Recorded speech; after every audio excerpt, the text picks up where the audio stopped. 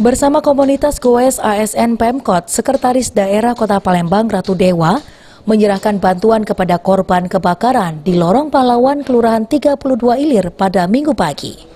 Bantuan berupa sembako, beras, mie, dan kebutuhan pokok lainnya langsung diserahkan oleh Ratu Dewa kepada korban kebakaran sebanyak 9 kakak. Selain rutin bersepeda setiap minggunya, Sekda bersama komunitas Goes ASN Pemkot kerap mendatangi warga di kecamatan dan kelurahan sebagai bentuk kepedulian pemerintah kepada warga yang membutuhkan. Kegiatan dilakukan dengan tetap mematuhi protokol kesehatan COVID-19, menggunakan masker dan jaga jarak. Ratu Dewa menghimbau kepada warga untuk lebih waspada lagi saat meninggalkan rumah agar tidak terjadi lagi kebakaran.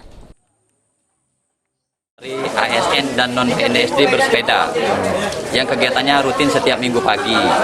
Yang kita kedepankan memang jiwa sosial dan rasa kepedulian solidaritas kita sesama.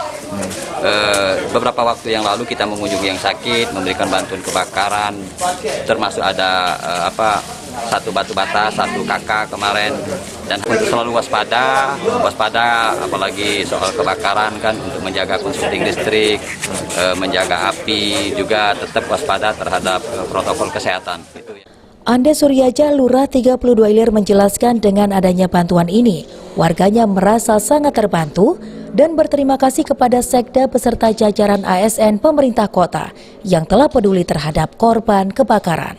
Alhamdulillah, adanya bantuan ini meringankan beban masyarakat yang mendapat musibah. Jadi kami sama warga mengucapkan terima kasih banyak kepada Pak Sekda, Ratu Dewa, beserta rombongan yang telah memberi bantuan. Semoga bantuan mereka menjadi amal ibadah dan meringankan masyarakat yang ada di sini.